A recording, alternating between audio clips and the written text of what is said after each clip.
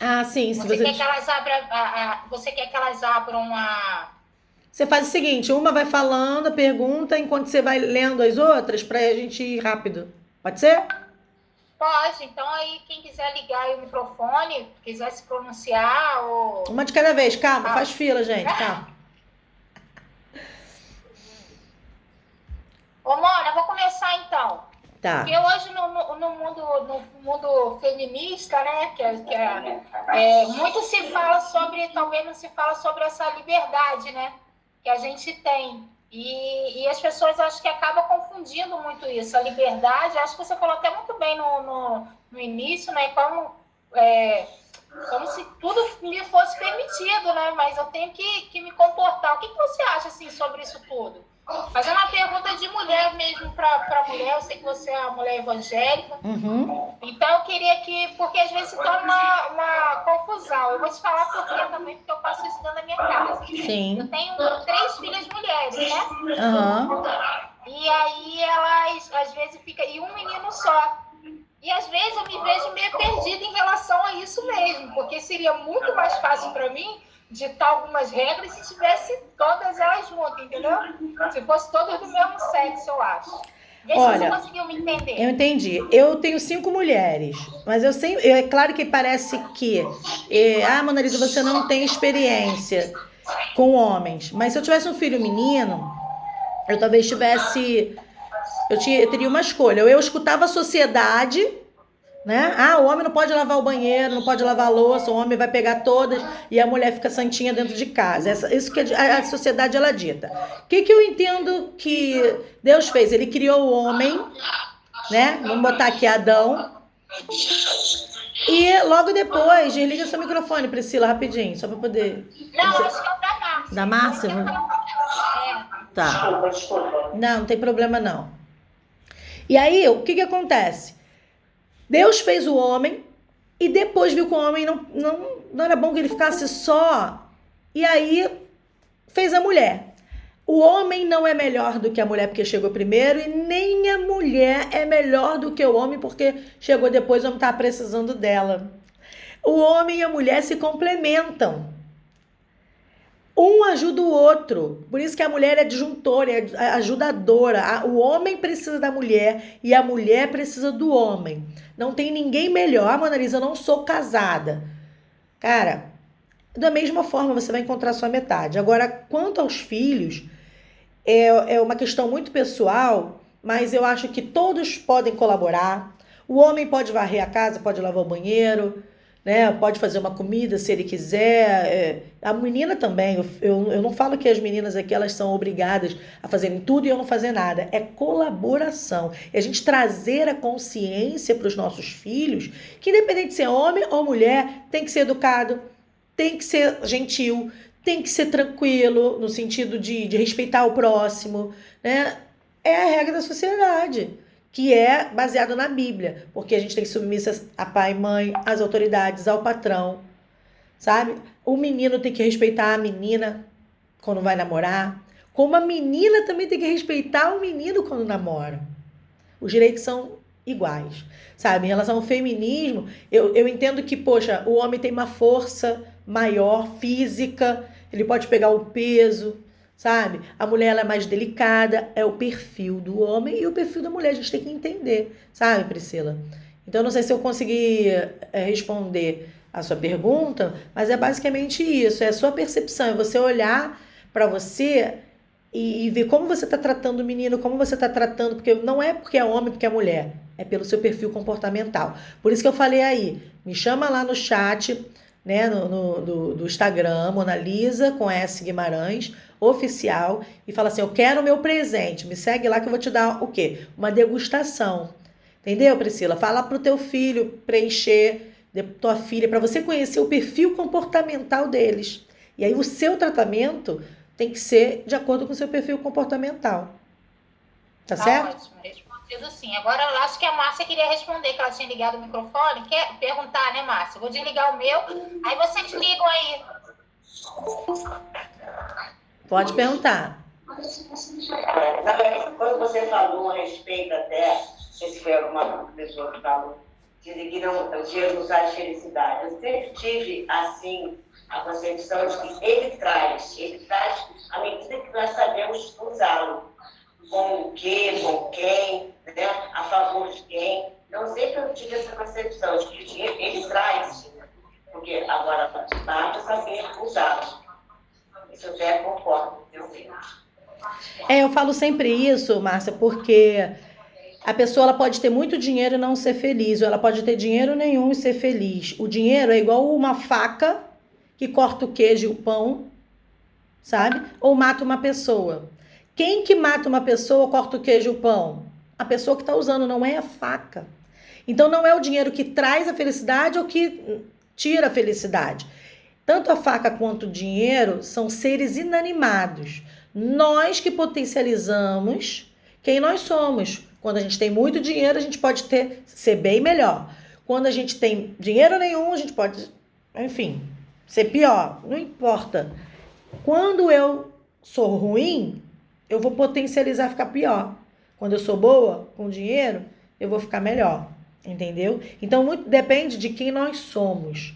Se eu preciso ser feliz. Olha, eu era feliz antes. Eu morava no quartinho com banheiro, fitava caixa de batata, conta para pagar. Um marido, na época, era, né, uma vida que não era muito legal.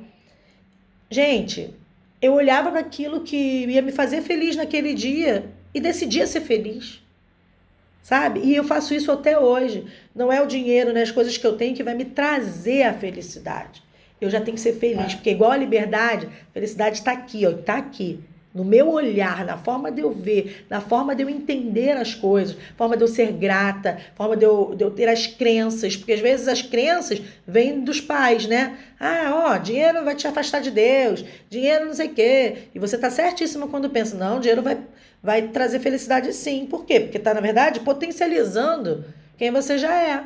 Se você já era feliz, o dinheiro vai ajudar muito. Quem que vai ficar triste lá em Dubai, né? Na verdade, você já vai estar feliz, porque só ganha dinheiro quem é feliz, Márcia. Respondido? Tem mais alguém que gostaria de perguntar alguma coisa? Vamos aproveitar, meninas. É uma mentoria top aí com a Lei Imperial, uma coach incrível. Mais alguém querendo perguntar? Deixa eu dar uma olhada aqui no chat. Se para o bem, vamos lá, tá? Liberdade é estar em paz, né, com você mesmo, com tranquilidade, porque quem fica, ó, polícia atrás, faz coisa errada, tem paz, mesmo que não foi preso, não tem paz, não tá liberto, não tá em liberdade, sabe? Agora tem gente que é preso injustamente, ele pode ficar triste, mas ele tem consciência tranquila, então ele tem liberdade dentro dele. É um exemplo para vocês entenderem. Acho que ninguém quer ver, o pessoal tá mudo. Ah, apareceu, deixa eu fechar. Deli vai perguntar. Oi, tudo bom? Tudo. Então, Mona Lisa, eu queria que você abordasse um pouquinho sobre finanças comportamentais e as crenças limitantes. Você já tocou nesse assunto, né? Mas muitas consultoras, elas ficam mesmo travadas na sua forma de pensar, que não quer conquistar muitas coisas, elas mesmas colocam essas barreiras nas mentes, né, impossibilitando o crescimento pessoal. E isso vai muito do comportamento e atrapalha na vida financeira. Então, eu queria que você comentasse um pouco justamente sobre isso, né? Deus, ele nos concedeu o ouro e a prata, mas isso a gente tem que conquistar com as nossas forças, né? Tudo está aí e nós temos que fazer a nossa parte. E as pessoas, às vezes, acham que as coisas vão vir do céu, que tem que aguardar, descansar no Senhor, não precisa fazer nada, não precisa se desenvolver, né? Aumentar a capacidade de ganhar dinheiro. E às vezes colocam a culpa nos outros.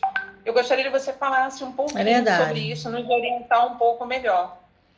Tá, você falou tudo, né? Quando a gente adquire algumas crenças que não dependem de nós não, eu vou ficar com essa crença para mim. Elas implantam na gente. né? Os nossos pais, né? A vida, os acontecimentos, aquilo que gerou de sentimento dentro de nós. Vou te dar um exemplo. Imagina uma criança chorando, porque o pai e a mãe estão indo trabalhar. Aquele choro é uma emoção. Ninguém controla. Mas o sentimento que vem depois daquele choro é uma espécie de julgamento. Se o choro é bom ou é ruim. Ele pode achar que a mãe está indo embora e o pai abandonando ele. Ou ele vai entender lá no inconsciente dele que eles estão realmente indo trabalhar para comprar pirulito, para fazer alguma coisa boa. Então, a emoção está ali. O sentimento, que é uma espécie de julgamento, que gera a crença. E aí, quando ele cresce, ele tem a consciência. Quando ele começa a pensar. E aí você tem que ressignificar. É como se você tivesse sido educado e sido reeducado. Em relação ao dinheiro, a gente escuta isso. Dinheiro é sujo, dinheiro não traz felicidade. A novela implanta isso na mente, né? Quem vê novela, eu já vi muita novela, hoje eu não vejo mais, há muitos anos. E a novela diz que o rico, ele trai, o rico ele é desonesto. O pobre fica lá dançando pagode no quintal, lá na laje, né? Com a cervejinha, com o churrasquinho.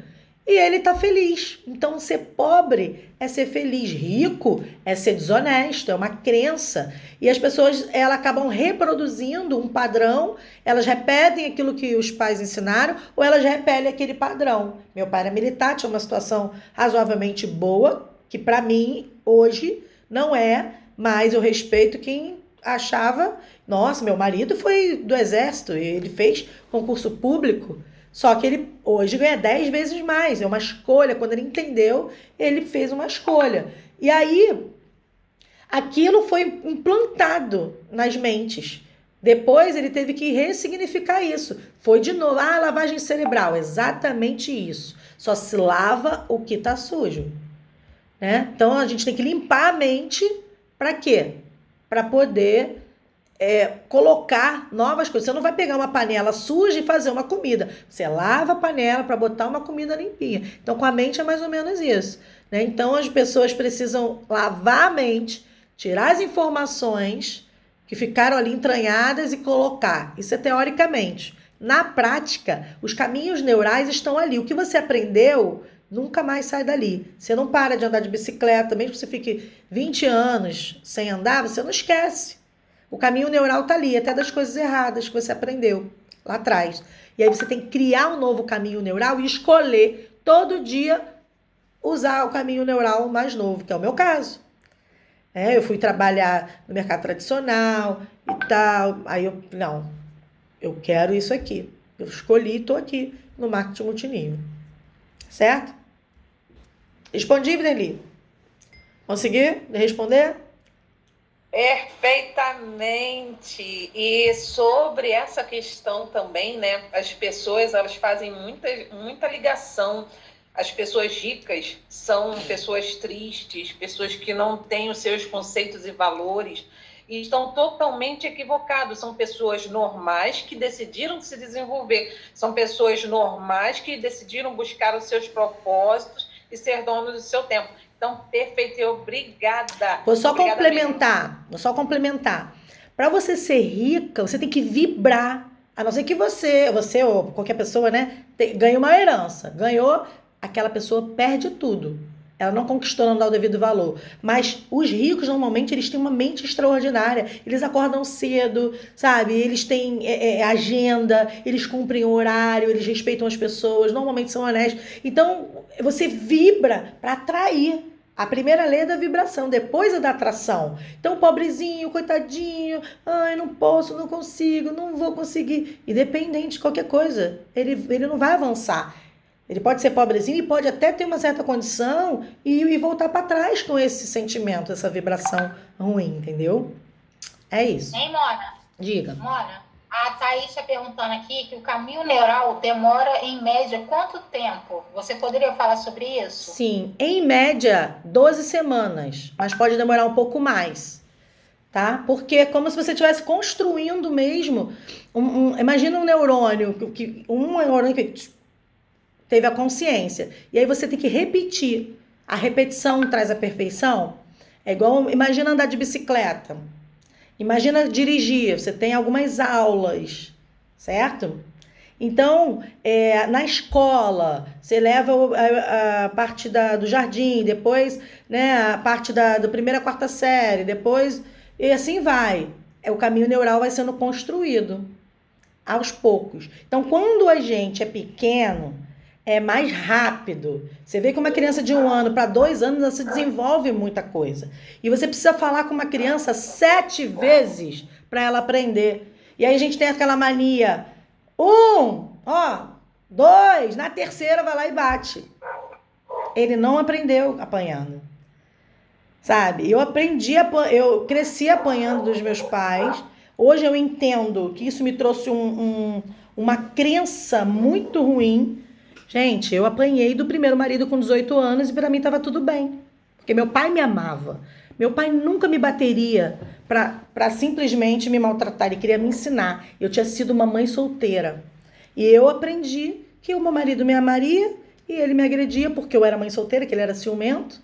Ele tinha alguns motivos dele, né, para isso. E eu aceitei inconscientemente. Por causa de crenças geradas lá atrás, na infância, por causa da agressão.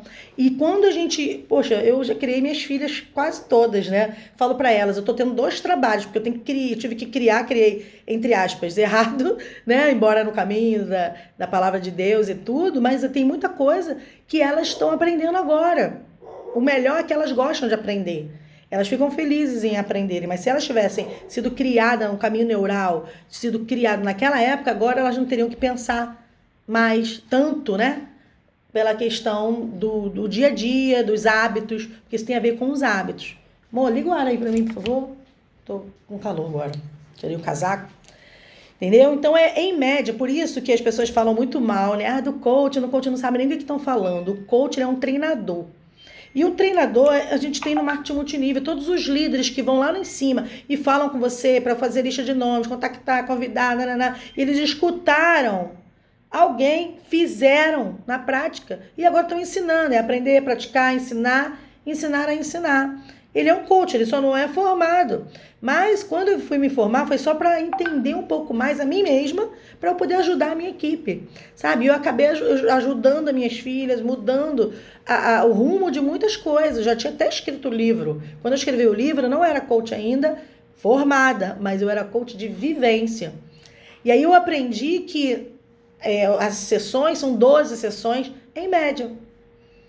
Né? Para quê? Para poder criar um caminho neural. Agora, se eu fizer uma sessão de coach hoje e a semana toda você não fizer nenhum exercício, aí daqui a uma semana a gente vai se encontrar para fazer a sessão de coach de novo. Os 12 encontros não vão ser determinantes para a sua transformação de hábito, de mente. Agora, o exercício diário, todo dia, sim. Por isso que no marketing multinível as pessoas mudam a mentalidade. Sabe? Por isso que a Rinodê muda a concepção das pessoas. E às vezes os líderes falam assim, para que coach? Realmente, eu não preciso, porque eles já são coach, sabe? Agora, eu mesmo sendo coach, eu preciso de um coach. Eu faço minhas sessões, para quê? Para eu ser treinada. Às vezes eu preciso ter os meus sonhos mais claros, as minhas metas mais determinantes, sabe? Então, o que vai ser relevante é o exercício. É você fazer todo dia as mesmas coisas. Tá certo? Ô, Mona, diga. Deixa eu só fazer um acerto aqui, que acho que na minha pergunta as meninas entenderam que, tipo, o meu filho não é para fazer nada em casa e as meninas fazem tudo. Não é nada disso, não. Mesmo porque eles aprendem até com o pai dele, com o Sérgio, muito pelo contrário, compartilha muitas coisas aqui dentro de casa. Às vezes a gente fica, por exemplo, agora como a gente está trabalhando mais de casa, né?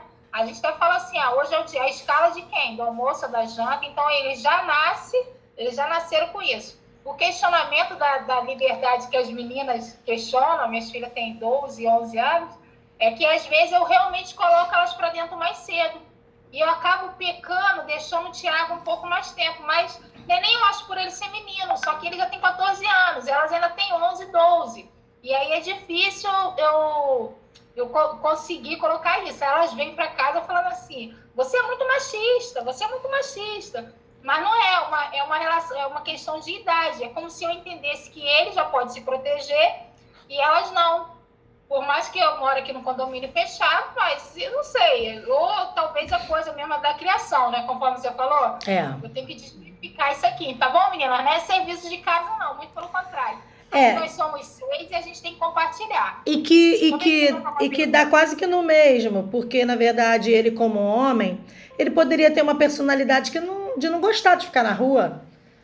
E elas ficarem a personalidade. Então, eu acho que você tem que só avaliar o seu porquê. O porquê que você bota ele na rua, para casa mais cedo, e as outras, se as outras que estão dentro do condomínio pode ficar mais um pouquinho. Ou então, por que não pode todo mundo entrar junto? Porque aqui a Natane também tem 15 anos, ela às vezes queria fazer coisas que as outras queriam. Isso é tudo mulher. Falei, não, você pela sua idade, ela tem que entender que não é porque o seu filho, não é porque é homem, é porque é a idade. Ah, mas elas podem porque elas têm tal idade. Às vezes eu ia para a igreja e aí as duas mais velhas saíam para comer com os amigos e a Natane voltava para casa comigo. Quando eu não queria sair com ela, não, você vai embora. Ah, mas eu vou com ela. Não, você vai embora comigo. Às vezes as irmãs não queriam levar. Na realidade que as crianças, eles vão tudo que é para favorável a eles, né? Eles querem aprender de uma forma que seja favorável a eles. Isso é até engraçado. Parece que eles são coach, na realidade, né? Eles querem dar treinamento pra gente. Aí, mas em relação às crianças, é isso mesmo, cada idade, porque às vezes elas questionam cada Leandra. A Leandra tem 20 anos. Elas querem se comparar a Leandra. Como que compara isso? Né? Agora, qual é a solução, Priscila? Diálogo, conversar, sabe? Explicar mesmo, fazer elas entenderem, porque a responsabilidade do entendimento é de quem comunica. E às vezes o nosso corpo, ele fala, o nosso corpo comunica. A nossa sobrancelha levanta, o nosso dedo, a forma que a gente fala, às vezes a gente não se vê. Eu acho muito engraçado quando eu mando áudio para alguém. E eu gosto de ouvir de volta. Falei, como é que eu falei esse áudio? Porque às vezes um vídeo, eu tô me gesticulando, parece que eu tô brava, mas por dentro eu não tô. Eu falo, gente, eu não tava nervosa, eu não tava brava. Mas o nosso corpo, ele fala, as pessoas entendem de uma forma. Então, isso tem muito a ver com os nossos filhos, sabe? Eu falei, ai, mãe, não sei o quê. A mãe, eu falo pro meu pai isso, gente. O meu pai, eu falo assim, pai, meu pai tem 3 filhos adultos. Ele, porque fulano, não sei o quê, fica chateado, não vai entender. Eu falei, pai, você não precisa gritar. Não é que ele grite, não. Eu que explico que ele por ser idoso, né? Você não precisa gritar, você não precisa falar 3 vezes. Você vai falar, olha, vai ser assim, assim, assim, vou resolver dessa forma, ok? Pronto. Comunica a sua autoridade. Então, nós como mães, como os pais também, precisamos comunicar a nossa autoridade. Porque às vezes a gente, eu vou te bater, vou fazer... Eu já estou dizendo assim, ninguém vai me obedecer. Entendeu?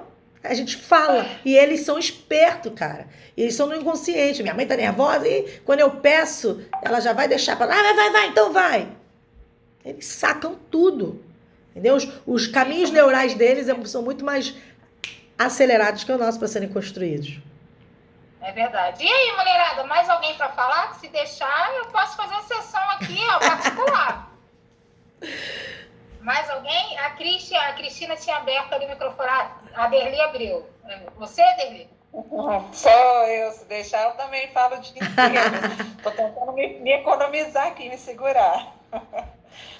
Então, vamos lá. Eu vou falar das minhas experiências e eu queria que você me orientasse a ser uma pessoa cada vez melhor.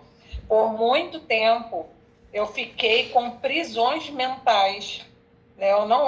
Eu tinha liberdade de ir e vir, de fazer as escolhas, mas a minha mente e a minha alma estavam aprisionadas. E a palavra de Deus fala, que filhinhos, desejo que vocês sejam prósperos, mas em tudo que vá bem a sua alma. Então, eu queria que você nos orientasse um pouco sobre isso. Eu tive a minha liberdade mental e a minha liberdade... E, às vezes, a gente precisa passar por processos, né, Manalisa? Eu tive a minha liberdade no ano passado. Foram processos de libertação.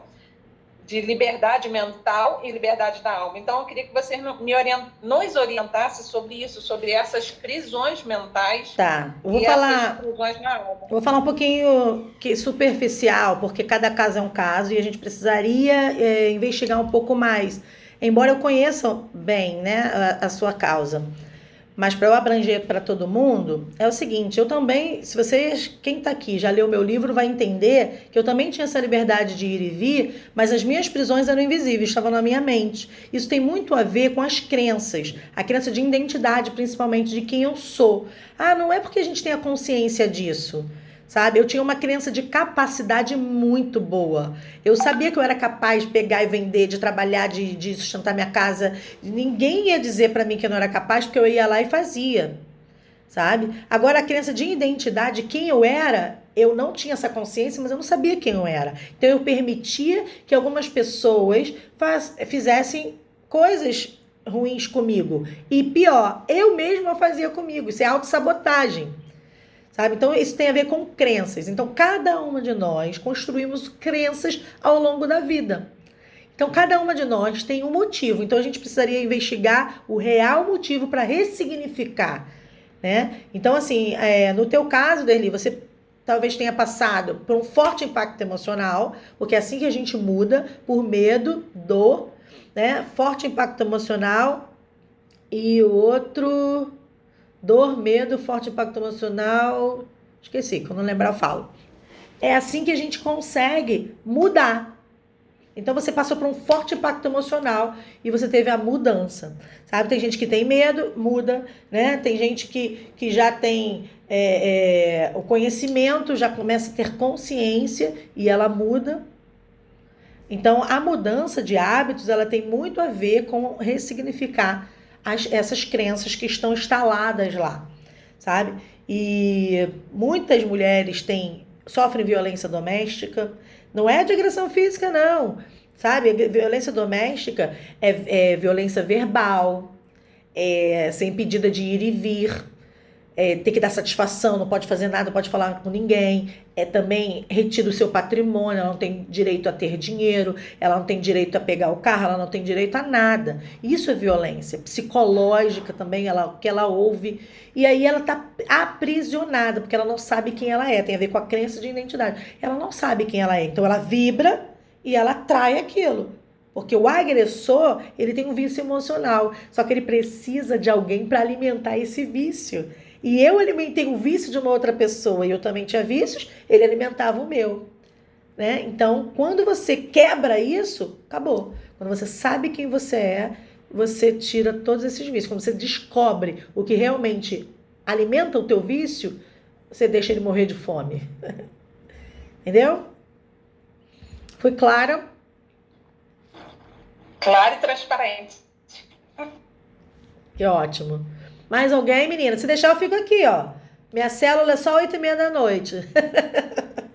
Pra mim tá tranquilo. Tem a Bruna. A Bruna fez uma pergunta aqui no chat. Sim. Você falou sobre submissão em alguma das áreas da vida. Quero ouvir mais de você sobre submissão em relação ao marido e casamento. Beleza. Vamos lá. Tá até anotado aqui, ó. Marido, 1 Coríntios capítulo 7, 3 e 4. Anota aí. 1 Coríntios capítulo 7. Você pode até ler o 1 Coríntios